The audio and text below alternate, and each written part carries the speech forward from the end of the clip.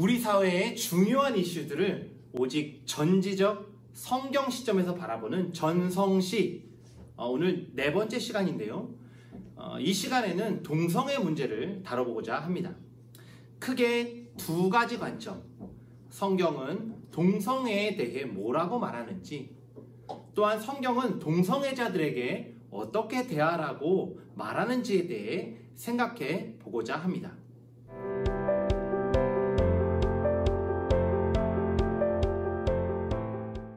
사실 그리스도인이 아니라면 동성애를 반대할 이유가 전혀 없죠.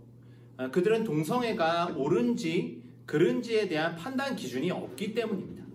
심지어 대부분의 동성애자들은 이렇게 호소합니다. 저는 날 때부터 동성애자였어요. 어떤 명확한 기준이 없다면 이들의 주장은 인류애적으로 상당히 설득력이 있습니다. 하지만 우리는 다르죠. 우리 그리스도인들은 성경을 삶의 기준으로 삼습니다. 성경은 동성애에 대해 분명하게 얘기하는데요. 음행, 우상숭배, 간음, 탐색, 남색, 도적, 탐욕, 술 취하는 자, 모욕, 빼앗는 자. 여기 이렇게 등장하는 죄의 목록 어떻습니까? 바람 피우는 일, 도둑질하는 일, 이게 시대가 바뀐다고 해서 죄가 아니게 됩니까? 성경은 분명하게 남색, 이 남색은 동성애죠. 이 동성애는 죄다라고 말씀하고 있습니다. 오늘날에도 간음, 도둑질이 죄가 아니라고 결코 주장하지 않죠. 그렇기 때문에 여기서 동성애만 죄가 아니다라고 말할 성경적인 근거가 전혀 없습니다. 하나님은 남자와 여자로 창조하십니다. 결혼은 반드시 한 남자와 한 여자가 한 몸을 이루어야 하죠. 동성애는 이런 하나님의 창조의 원리와 창조 명령인 생육하고 번성하라는 말씀을 정면으로 거스르는 일입니다. 심지어 성경에서 가장 성적으로 타락한 시대였던 소돔과 고모라, 사사시대, 로마 제국에는 빠짐없이 동성애가 성행했고요. 성경은 이것을 큰 죄라 지적하고 있습니다. 따라서 성경은 아주 분명하게 동성애는 죄다라고 말씀하고 있음을 알 수 있습니다.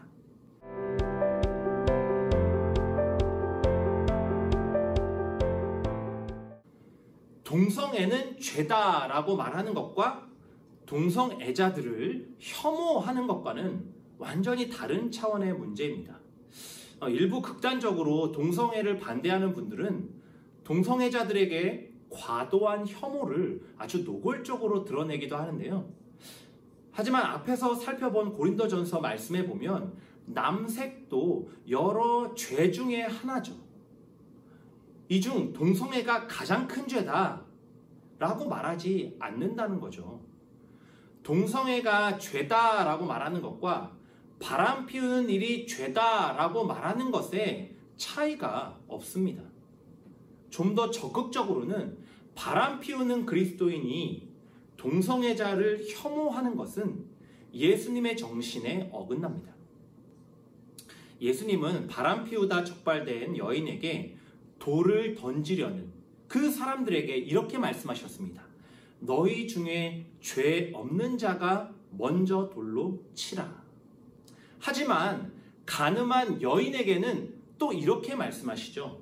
나도 너를 정죄하지 아니하노니 가서 다시는 죄를 범하지 말라. 예수님은 죄는 분명하게 미워하시지만 죄인에게는 긍휼과 자비를 베푸십니다. 그리스도인들은 살인, 간음, 도둑질을 죄라고 선언하듯이 동일하게 동성애도 죄라고 말해야 하죠. 하지만 반대로 살인자, 바람핀 사람, 도둑질한 사람이 용서받을 수 있다고 믿는 것처럼 동성애자에게도 동일하게 예수님의 자비와 사랑이 부어질 수 있음을 기억해야 합니다. 이것이 진정 동성애자들이 예수님 앞에서 변화될 수 있는 길이지, 혐오와 증오는 결코 동성애자들을 주님께로 이끌 수 없습니다. 단, 그리스도인들도 죄를 짓지만 그것이 죄임을 알고 회개하고 돌이키고자 노력하죠. 마찬가지로 동성애자들도 정말 주님을 믿는다면 그것이 죄임을 인식하고 동성애의 유혹으로부터 떠나려는 지속적인 의지와 노력이 필요합니다.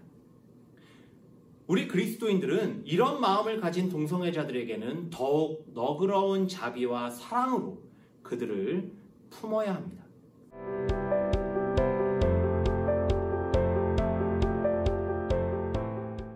그리스도인들이 사회의 여러 소외된 사람들에 대한 차별에 반대할 이유가 전혀 없죠. 오히려 예수님처럼 그들의 친구가 되어 도움을 주어야 합니다.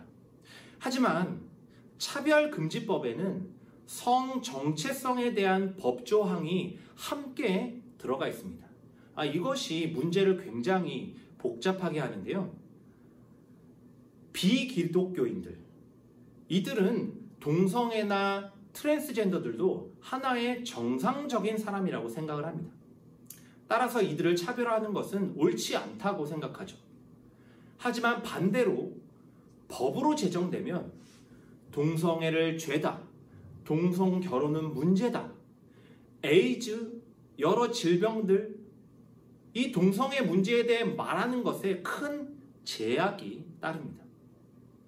소수의 동성애자들의 차별을 금지하는 법이 역으로 다수의 이성애자의 자유를 침해하는 결과를 낳을 수 있습니다. 여기에는 동성애자들의 입양, 어린 자녀들의 성교육 등 이런 여러 문제들이 복잡하게 얽혀 있습니다. 따라서 우리는 차별금지법 제정에 있어서는 차갑게, 논리적으로, 적극적으로 반대해야 합니다. 반면에 동성애자들을 향한 극단적인 혐오와 비하의 발언은 삼가야 합니다. 가장 좋은 것은 차별금지법에서 성정체성 이 항목이 분리되어 따로 법 제정의 절차를 밟게 되는 것입니다. 이를 위해 우리 그리스도인들은 계속 기도해야 합니다. 오늘 동성애 문제에 대해 다뤄보았는데요. 어떻게 좀 도움이 되셨는지요? 오늘 제 4강 전성시의 결론은 바로 이것입니다. 동성애에는 정죄를, 동성애자에게는 자비를. 이 분명한 성경적 관점으로 동성애를 인식하고 동성애자들을 대하는 우리가 되길 바랍니다. 그럼 오늘도 예쁜 하루